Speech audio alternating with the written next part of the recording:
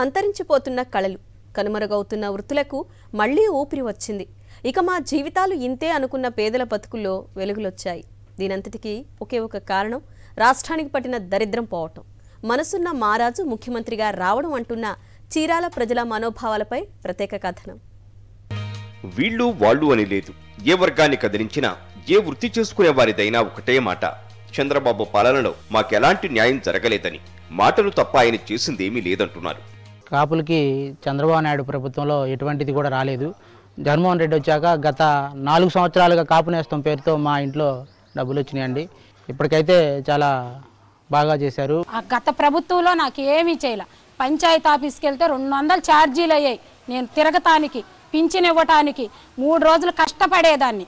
కానీ జగన్ అన్న వచ్చినాక ఇంటికి పింఛన్ వస్తుంది, రుణమాఫీ డబ్బులు వచ్చాయి, చేయూత డబ్బులు వచ్చాయి, అన్ని పథకాలు వచ్చినాయి. మాకు కరెంటు బిల్లు లేదు, పిల్లలకి ఏదన్నా అవసరమైతే హాస్పిటల్లో చూపించుకున్నాను. నాకు అన్నీ మంచి జరిగినాయి. మా మత్స్యకారులు అనేటువంటి వారికి సబ్సిడీలకి సంబంధించి బోట్లు కానీ, ఇంజిన్లు కానీ, ఇతరత్ర ఏదైనా వస్తువు కావాలని మనం సచివాలయంలో పెట్టిన వెమ్మటనే మాకు రిజల్ట్ వచ్చి వెమ్మటనే మాకు శాంక్షన్ చేయడం జరుగుతుంది. చేనేత రంగాన్ని ఉద్ధరిస్తానని ఆనాడు చంద్రబాబు మాటలు చెప్పి నిండా ముంచేశాడని గుర్తు చేసుకున్నారు నేత కార్మికులు. కానీ పాదయాత్రలో జగన్ ఏం చెప్పాడో ఆ విధంగానే మమ్మల్ని ఆదుకున్నాడని సంబరపడుతున్నారు. అప్పుడు తండ్రి వైఎస్ఆర్, ఇప్పుడు జగన్ చేనేతకు చేయూతనివ్వడంతో గర్వంగా బతుకుతున్నామని చేనేత కార్మికులు చెప్తున్నారు.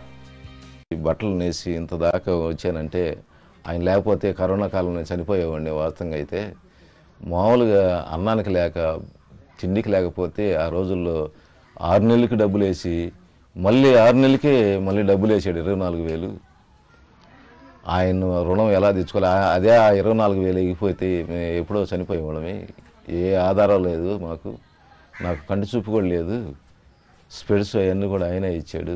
ఇప్పటికీ మేము ఈ మగ్గం పెట్టుకొని బ్రతుకుతున్నామంటే ఆయన ఆధారం లేకపోతే కనీసం బిడ్డలు కూడా చూడలేదు, అంతగా చూశాడు మమ్మల్ని. మేము మెరుగైన మిషన్లు పెట్టుకొని జాగార్డు పరికరాలు మేము కొనుక్కొని నుగులు దారాలు సొంతగా తెచ్చుకొని మా జీవనోపాధిని సంవత్సరానికి దాదాపు ఆయన 24,000 ఇస్తే ఇంకో 24,000 ఆదాయం పెంచుకొని మేము సుఖంగా హాయిగా ఆ జగన్మోహన్ రెడ్డి గారు పేరు చెప్పుకొని జీవనం చేస్తున్నాం. జగన్ అందిస్తున్న సంక్షేమాలతో చేనేతను బతికించుకోవడమే కాదు, మా పిల్లలను ఉన్నత చదువులు చదివించుకుంటున్నామని సంబరపడుతున్నారు. మా అమ్మాయికి నేను మెడిసిన్ చదివించుకోగలుగుతున్నాను. జగనన్న మాకు ఎంతో సహాయం చేస్తున్నారు. ఆ విద్యా దీవెనతో పాటు వసతి దీవెన రావడంతో మా అమ్మాయి కాలేజీ ఫీజుకి కానీ, అమ్మాయి హాస్టల్ ఫీజుకి కానీ మేము దానికి చాలా ఉపయోగపడుతున్నాం. అట్లానే మేము చేనేత వృత్తి చేసుకుంటూ ఉన్నాము. దీంట్లో భాగంగా మాకు నేతన్న నేస్తం కూడా లభించింది. ఇన్ని పథకాల ద్వారా మన రాష్ట్రాన్ని అభివృద్ధి చేస్తున్న జగనన్నకు మా తరపున కృతజ్ఞతలు. బీడీ కార్మికులు సైతం చంద్రబాబును నమ్మడం లేదు. చిన్నవాడైనా మా కష్టాన్ని గుర్తించి మమ్మల్ని కూడా సీఎం వైఎస్ జగన్ ఆదుకుంటున్నారని ఆనందం వ్యక్తం చేస్తున్నారు వారు.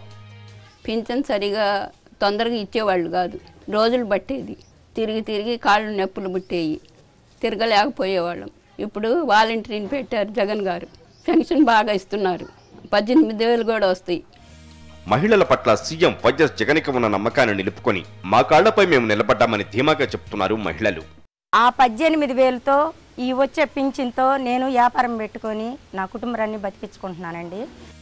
చివరకు చంద్రబాబు పాలనలో దివ్యాంగులకు కూడా న్యాయం జరగలేదంటున్నారు బాధితులు. జగన్ వచ్చాకే మాకు మళ్లీ మంచి రోజులు వచ్చాయంటున్నారు. టీడీపీ వాళ్ళు రాగానే సదరం క్యాంపు ఒంగోలులో పెట్టారు. పెట్టంగానే ఈ పెట్టి క్యాంపు అని పెట్టేసేసి నాకు కేటగిరీ తక్కువ వేసి ఈ సర్టిఫికెట్ ఇచ్చి నీకు లేదు పెన్షన్ అని చెప్పి వేశారు. జగన్ గారు వచ్చారు. జగన్ గారు రాగానే మళ్ళీ నేను సదరం క్యాంప్కి వెళ్ళాను. వెళతంతోనే 3 డాక్టర్లతో సర్టిఫికెట్, 3 డాక్టర్లు సర్టిఫికెట్ ఇచ్చారు నాకు ఓకే అని. ఈ సర్టిఫికెట్ తీసుకొచ్చేసి మా వాలంటరీ గారికి ఇస్తే మా వాలంటరీ లోకేష్ గారు వచ్చేసి పెన్షన్కి పెట్టారు. పెన్షన్కి పెడితే పెన్షన్ ఓకే అయింది. ప్రతి నెల 6 లోపులే మాకు పెన్షను 3,000 రూపాయలు ఖచ్చితంగా ఇచ్చేసేస్తాను. జగన్ పాలనలో మా పిల్లలు చక్కగా చదువుకోవడమే కాదు, మంచి ఆహారం కూడా తినగలుగుతున్నారంటున్నారు తల్లిదండ్రులు. 2 పిల్లల్ని గవర్నమెంట్ స్కూల్లో జాయిన్ చేశాము. జగన్ అన్న ప్రభుత్వం వచ్చినాక గవర్నమెంట్ స్కూల్లో భోజనం బాగుంది, పిల్లలకి బుక్స్ ఇస్తున్నారు, షూ ఇస్తున్నారు, యూనిఫామ్ ఇస్తున్నారు, పుస్తకాలు కూడా మేము బయట కొనుక్కోవాలంటే చాలా రేట్ అవుతాయి. కానీ జగనన్న ప్రభుత్వం వచ్చినాక గవర్నమెంట్ స్కూల్లో ఇచ్చే బుక్స్ వల్ల కూడా మేము చాలా బాగుంది మాకు. భోజనం అది కూడా అంతా బాగుంది. పిల్లలకి రోజుకు ఒక వెరైటీ పెడుతున్నారు, గుడ్డు ఇస్తున్నారు, పాలు ఇస్తున్నారు, రాగి జావ కూడా ఇస్తున్నారు. అంతకుముందు చంద్రబాబు ఉన్నప్పుడు ఇట్లాంటివి ఏమీ లేవు. జగన్ అన్న గారు వచ్చినాక మాకు అన్నీ బాగా వస్తున్నాయి. అమ్మఒడి కూడా వచ్చింది.